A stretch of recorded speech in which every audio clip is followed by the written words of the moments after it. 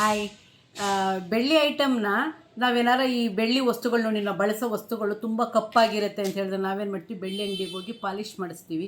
Expensive ಅಲ್ಲಿಗೆ ಹೋಗಿ polish ಮಾಡಿಸಿದ್ರೆ ಮನೆಯಲ್ಲೇ ಕೂತ್ಕೊಂಡು ಬೆಳ್ಳಿನ ಚೆನ್ನಾಗೂ ತೊಳಿಬೋದು, ಕೊಳೆ ತೆಗಿಬೋದು, ತುಂಬ ಶೈನಿಂಗ್ ಬರುತ್ತೆ.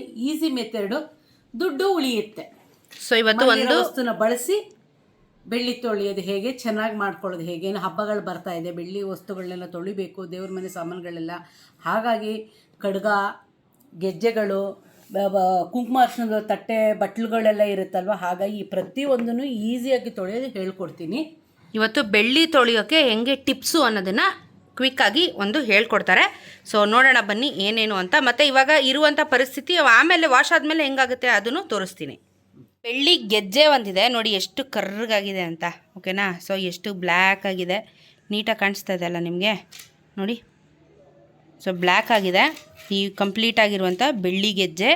ಮತ್ತು ಈ ಕಡ್ಗ, ನಾನು ಡೈಲಿ ವೇರ್ ಮಾಡೋ ಕಡ್ಗ. ಡೈಲಿ ವೇರ್ ಮಾಡಿದ್ರೆ ಅದು ಬ್ಲ್ಯಾಕ್ ಆಗುತ್ತೆ. ಮತ್ತು ಒಂಥರ ಎಲ್ಲೋ ಇಶ್ಯೂ ಬಂದಿರುತ್ತೆ ನೋಡಿ. ಇಲ್ಲೆಲ್ಲ ಒಂಥರ ಎಲ್ಲೋ ಇಶ್ಯೂ ಬಂದಿದೆ ನೋಡಿ. ಆ ಮೂತಿ ಹತ್ರ, ಸಿಮ್ಮದ ಮೂತಿ ಹತ್ರ ಎಲ್ಲೋ ಇಶ್ಯೂ ಕಾಣಿಸ್ತಾ ಇದೆಯಾ ನಿಮಗೆ.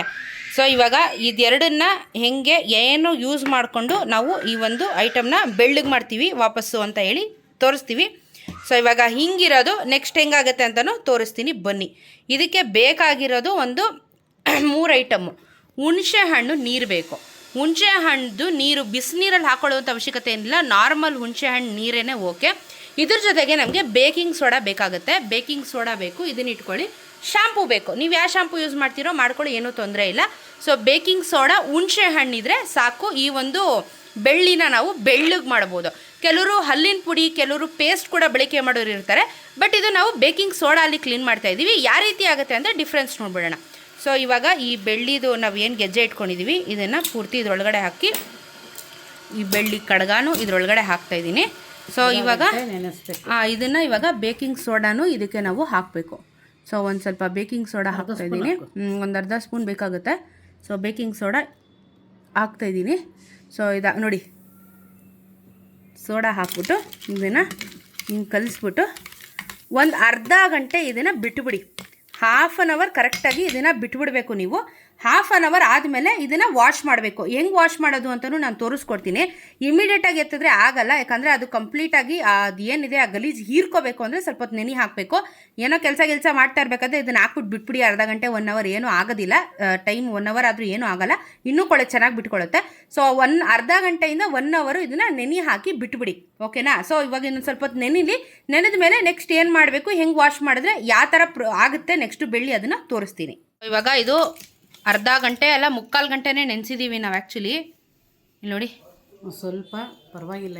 ಇವಾಗ ಇದು ಹುಣಸೆ ಹಣ್ಣಲ್ಲಿ ಮತ್ತು ಬೇಕಿಂಗ್ ಸೋಡಾ ಅಲ್ಲಿ ನೆಂದಿದೆ ನೋಡ್ಬೋದು. ಉಜ್ಜಿ ತೋರಿಸ್ತೀನಿ. ಇವಾಗ ಇದಕ್ಕೆ ಏನು ಮಾಡಬೇಕು ನೆಕ್ಸ್ಟು ಅಂತ ತೋರಿಸ್ತೀನಿ. ಇದ್ರ ಮೇಲೆ ನೀವು ಸ್ವಲ್ಪ ಶಾಂಪೂ ಹಾಕ್ಕೋಬೇಕು. ಯಾವ ಶಾಂಪೂ ಬೇಕಾದರೂ ಹಾಕ್ಕೊಳ್ಳಿ. ಚೆನ್ನಾಗಿ ಅದಾದರೂ ಹಳೆಯದು ಅಲ್ಲೂಜ ಬ್ರಷ್ ಇದ್ದರೆ ತಗೊಂಡು ಉಜ್ಜಿ ಚೆನ್ನಾಗಿ ತೊಳಿಬೇಕು. ಇವಾಗ ಶಾಂಪೂ ಹಾಕಿ ತೊಳಿಬೇಕು, ಸೋಪ್ ಹಾಕಿದ್ರೆ ಆಗಲ್ಲ. ಶಾಂಪೂ ಹಾಕ್ಬಿಟ್ಟು ಚೆನ್ನಾಗಿ ತೊಳಿರಿ. ಅದನ್ನು ಒಂದು 2 ನಿಮಿಷ ಚೆನ್ನಾಗಿ ಉಜ್ಜಿ. ಆಗ ನೀಟಾಗಿ ನೀರಲ್ಲಿ ವಾಶ್ ಮಾಡ್ಕೊಂಬಿಡಿ.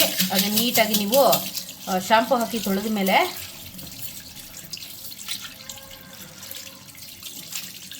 ನೀಟಾಗಿ ತೊಳ್ಕೊಂಬಿಡಿ ಅಷ್ಟೇ. ನಿಮ್ಗೆ ಇವಾಗ ಬೆಳಕಿಗೆ ಹೋಗಿ ತೋರಿಸ್ತೀನಿ ಹೆಂಗಾಗಿದೆ ಅಂತ. ಆಫ್ಟರ್ ವಾಶ್ ನೋಡಿ ಹೆಂಗಾಗಿದೆ. ಬ್ಲ್ಯಾಕ್ ಗಿದ್ದಿದ್ದೆಲ್ಲ ಫುಲ್ಲು ಇವಾಗ ಬೆಳ್ಳಗಾಯಿತು. ಇನ್ನೂ ಒಂದು ಸ್ವಲ್ಪ ಹೊತ್ತು ನೆನೆಸಿ, ಇನ್ನೂ ಒಂದು ಸ್ವಲ್ಪ ಹೊತ್ತು ಉಜ್ಜಿದ್ರೂ ಆಗುತ್ತೆ, ಯಾಕಂದರೆ ತುಂಬ ಹಳೆ ಕರೆಗಳಲ್ವಾ. ಸೊ ಇನ್ಸ್ಟಂಟಾಗಿ ಕಂಪ್ಲೀಟ್ಲಿ ತುಂಬ ಹಳೆ ಕರೆಗಳಿದ್ರೆ ಕಷ್ಟ. ಬಟ್ ಈ ಕಡೆ ನೋಡಿ, ನೀವು ಈಚೆ ಇಲ್ಲಿ ನೋಡಿ, ಇಲ್ಲಿ ಪೂರ್ತಿ ಹೆಂಗಾಗಿದೆ ಅಂತ. ಈ ಕಡೆ ಪೂರ್ತಿ ಬೆಳ್ಳಗಾಗಿದೆ ಇದು ನೋಡಿ. ಸೊ ಈ ಒಂದು ಟಿಪ್ಸ್ನ ಬಳಕೆ ಮಾಡಿ. ಕಡ್ಗನೂ ತೋರಿಸ್ಬಿಡುವ ನಿಮಿಷ, ಕಡ್ಗ ಹೆಂಗಾಗಿದೆ ಅಂತ ಅದನ್ನು ಉಜ್ಜಿಬಿಟ್ಟು ಒಂದು ಸಲ. ಸೊ ಇದು ಕಡ್ಗ ನೋಡಿ, ನೀಟಾಗಿ ಹೋಯ್ತು ನೋಡಿ. ಇದೆಲ್ಲ ಕಮ್ಮಿ ಆಯ್ತು, ಎಲ್ಲ ಗಲೀಜು ಥರ ಇತ್ತಲ್ಲ ಕಾರ್ನರ್ಸು, ಅದೆಲ್ಲ ಕಮ್ಮಿ ಆಯಿತು. ಸೊ ಇದು ಬೆಳ್ಳಿ ಕ್ಲೀನ್ ಮಾಡುವ ಒಂದು ಟಿಪ್ಸು. ಇದನ್ನು ಯುಟಿಲೈಸ್ ಮಾಡ್ಕೊಳ್ಳಿ, ನೀವು ಟ್ರೈ ಮಾಡಿ ನೋಡಿ, ಚೆನ್ನಾಗಾಯಿತು ಎಲ್ಲ. ಸೊ ಟ್ರೈ ಮಾಡಿ. ನಿಮ್ಮ ಅನಿಸಿಕೆ ಏನು ಅನ್ನೋದನ್ನು ಕಾಮೆಂಟಲ್ಲಿ ತಿಳಿಸಿ.